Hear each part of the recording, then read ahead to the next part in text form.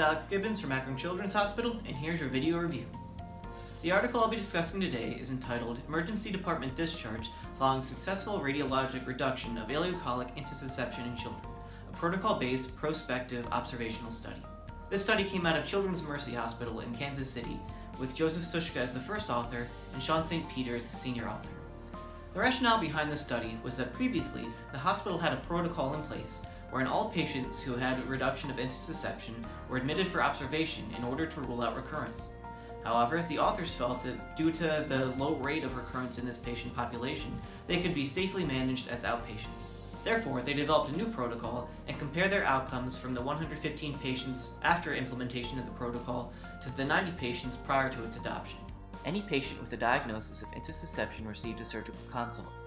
If they had peritoneal signs, they were taken to the operating room immediately. Otherwise, they underwent air contrast enema for attempted reduction. If the intussusception was unable to be reduced after 3 attempts, they were taken to the operating room. If the reduction was successful, they were observed in the ED for 4 hours. If they had no recurrent symptoms during this stay, they were discharged home. If the symptoms did return, they had repeat ultrasound and repeat enema if the intussusception had returned. All patients who required repeat reduction were admitted for observation.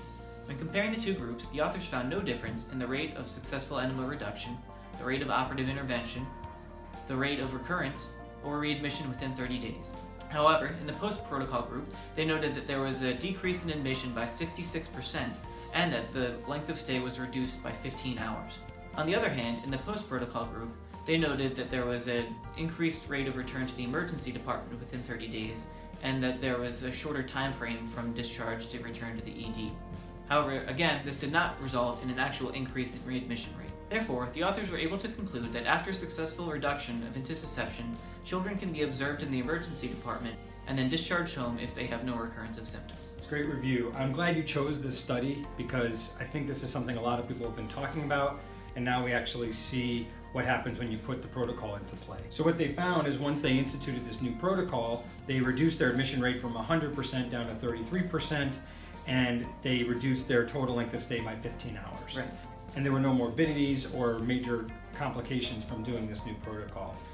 So overall, this may be the start of a trend around the country of sending these patients home.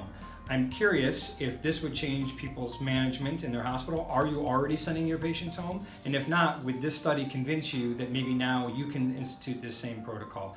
Leave your comments and questions below. We'll see you next time.